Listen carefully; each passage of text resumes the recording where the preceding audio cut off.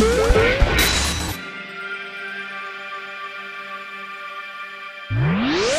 at Team TripleJump, we pride ourselves on bringing you only the hottest and freshest video game facts. And here is the latest one. Video games are chock full of cool stuff. I know, right?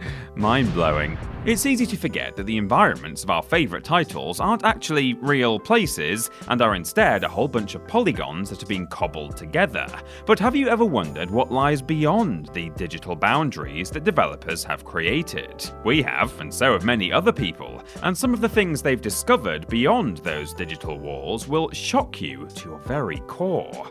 For this list then, we're looking at the most weird and wonderful things that players have found when venturing off the beaten path. Whether it's by accidentally clipping through the scenery or by using technical wizardry to break the camera free and do a spot of exploration. I'm Peter from TripleJump, and here are the 10 strangest out-of-bounds discoveries in video games. Number 10. Ronald Reagan's billboard, Grand Theft Auto Vice City. Fans of the Call of Duty series might have been a little surprised to meet Ronald Reagan when they fired up Black Ops Cold War, but what's more shocking is that this wasn't the first time the former US president had found his way into a video game. Though his appearance wasn't quite as obvious as in COD Blops, Big Ronnie could also be found lurking in 2002's Grand Theft Auto Vice City, as long as you knew where to look. In order to find him, players had to head to the ammunition gun store in downtown Vice City. Once there, all they needed to do was equip a rocket launcher, jump onto the counter, go into first-person mode, and look into the wall. Et voila! A ginormous billboard depicting Ronald Reagan firing off a few rounds at a picture of Mikhail Gorbachev. Given that GTA Vice City is set in the 1980s, it makes sense that developers would want to include some nods to the tensions between the USA and the Soviet Union. What's impressive, however, is that Vice City was developed in just 9 months, so not only were the team able to create an absolutely banging game in a short period of time, but they were also able to insert gags like this one that no one was even supposed to see in the first place. Oh, hats off to you lads. And lasses! Number 9. The Mysterious Window Man, Resident Evil 4. The Resident Evil franchise and creepy stuff go together like spooky eggs and terrifying bacon, so it's unsurprising that the devs felt the need to slip in the odd freaky Easter egg here and there. One of these stranger inclusions took Resident Evil 4 players over 12 years to find. And in fairness, unless you break away the camera, it really is the kind of thing you'd need to be looking for in order to find it. Eagle-eyed players were able to use the scope on Leon's rifle to see a mysterious figure in the window of one of the buildings near where Mike's helicopter crashes. You might think this would be one of the game's many bloodthirsty villagers looking on from afar, but you'd actually be wrong. Flying the camera over there using some kind of technical wizardry, I don't know, revealed that the mysterious figure was actually a man in jeans, a green jacket, and a rather snazzy-looking scarf. Sadly, no one seems to know who this man is, though fans speculate he was one of the developers who worked on the game, who decided to have a little fun by inserting himself into the final product where he thought nobody would ever look. Oh, nice try, mystery man, but you've been busted. Number 8. The Threatening Toy Box, Nicktoons' Attack of the Toy Bots. In a game like Nicktoons' Attack of the Toy Bots, you probably wouldn't expect to see much in the way of Easter eggs, let alone one that's deeply disturbing. Fortunately, this hidden message can't be found under normal circumstances and can only be uncovered by folks who are emulating the game, so it's highly unlikely that any unsuspecting kiddos are going to see the threatening message, at least not by accident anyway. Whilst making their way through the evil toy factory, the Toons will come across a whole bunch of less than friendly teddy bear enemies, each of which is armed with a big old mallet. There are also the bear's boxes scattered around the place, but it's impossible to see what's written on them. That is, of course, unless you break the camera free.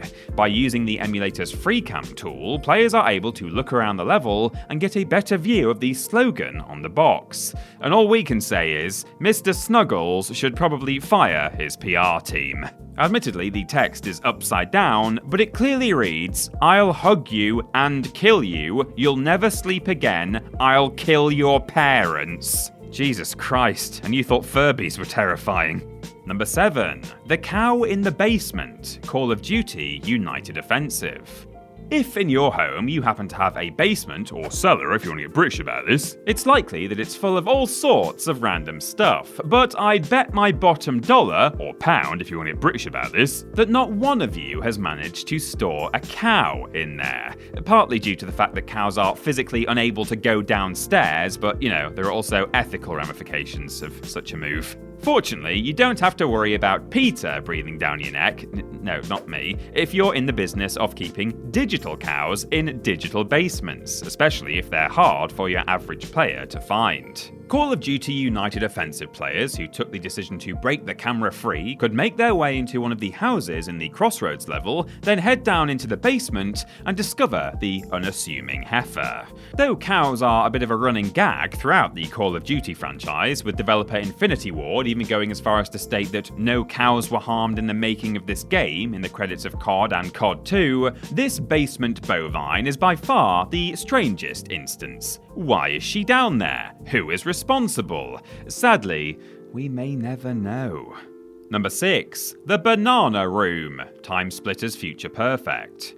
Though you might not be the kind of person that would store livestock in a basement, I can almost guarantee that, like me, you have a room in your house dedicated to nothing but bananas. What do you mean it's not normal to have an entire room in your house filled with bananas? Well, I don't care what anyone says, because according to the good folks behind 2005's TimeSplitters Future Perfect, it's perfectly reasonable to have a room that is little else besides yellow fruit in it. Indeed, anyone who broke the camera free in the appropriately named Breaking and Entering level could zoom through the walls of this office. If they did this before the proper sequence was triggered, they'd find a handful of desks and no less than 6 floating bananas. As bizarre as these scenes were, there may well have been a good reason for them. Players speculated that since the bananas disappeared during the following gameplay sequence in which they had to defend Amy Chen, they were actually there as a way for the developers to designate where the enemies were supposed to be shooting. Either that, or Sergeant Cortez wasn't getting enough potassium in his diet. Number 5. The Gabe Newell Room, Half-Life.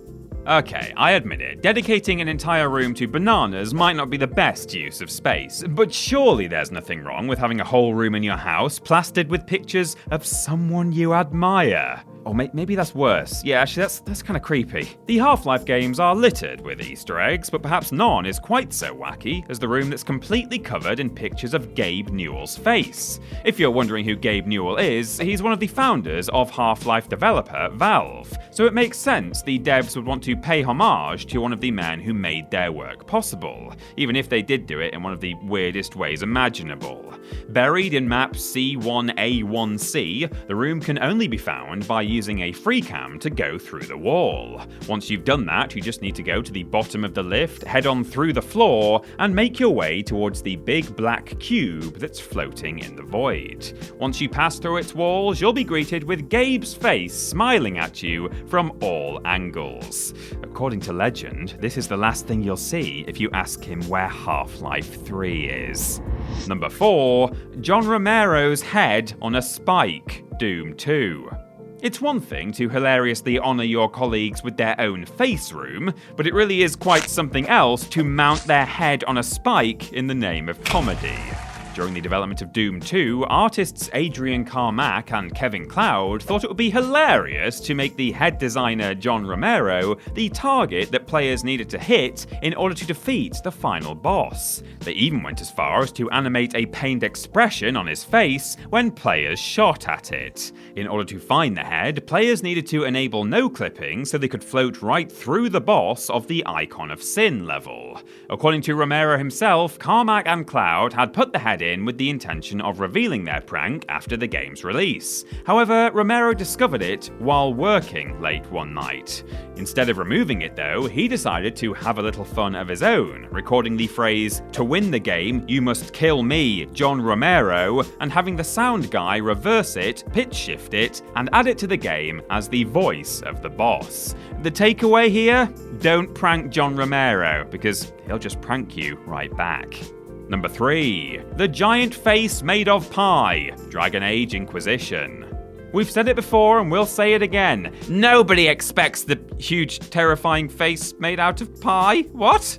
Many of us will have been in a situation where we've been happily wandering the digital streets of a game when, oh, whoops, we've accidentally fallen through the map. It happens from time to time, and often players just end up falling into the void, sighing loudly and resetting their consoles. Perhaps for Dragon Age Inquisition players, though, the void would have been preferable, as falling through the ground in a certain spot in Skyhold led them to this top-hatted lunatic. Just one day after Inquisition's release, a video appeared on YouTube that showed a player character trapped in a room with nothing for company but creepy music, a beautiful mountain vista, and an object affectionately dubbed Lord of the Pies. One of the game's designers, Jason Hill, quickly chimed in, joking that he didn't think anyone would ever find the dapper pastry, and environment artist Graham Kelly hinted there may be more hidden around the game, though it would seem that no others have actually been spotted. Which is good, really, because just the one is enough to give us all nightmares. Number 2. Going out of bounds won't save you. Slender the Arrival. I probably don't need to tell you that Slenderman is one heckin' spooky dude, and if we came across him whilst wandering the woods late at night, you wouldn't see us for dust. It's really no wonder then that players of Slender the Arrival have tried everything in their arsenals to evade the lanky lad, with some going as far as to break through the game world and escape that way. Cheaters never prosper though, I should know, and anyone who thought that a quick bit of technical wizardry could save them from their inevitable doom was sadly mistaken. Players who did free the camera and go on a little wander were greeted with a simple message: not even a bug in this game will save you from me. This was followed quickly by a static-laden image of the spooky boy himself, a loud noise, and presumably the terrified sobs of the player. The horrifying Easter egg could also be triggered by simply wandering off the edge of the map, or even just by clipping through the walls. So even playing the game legitimately won't necessarily protect players from this absolute nightmare fuel. I think after that, I need to lie down. And number 1, Paul Hellquist didn't do his job. BioShock. When a video game is released, it usually isn't very long before the gaming community has gone through it with a fine-tooth comb and uncovered all of its secrets. When it came to BioShock, however, it took players the best part of a decade to find the shaming of Paul Hellquist. If you're wondering who Paul Hellquist is, he's a game designer that worked on BioShock. If you were wondering why someone within the development team felt the need to put him on blast, well, that's down to a very specific chain of events that lead the game to do something it isn't supposed to do. At the point where players encounter Andrew Ryan in his office, they can use Incinerate to get them down to 1 HP, and then use it again on the spot that triggers the cutscene. This will kill them as the cutscene begins, and cause them to respawn away from the action. Naturally, the devs don't want the players to end up in the wrong place, and so technical director Chris Klein felt the need to pop in a tongue-in-cheek message that read, "If you can read this, Paul Hellquist did not do his job. Love, Klein." As much as I love a good public shaming though, the rest of the game is really quite good, so we'll let this minor infraction slide on this occasion. Okay, Paul?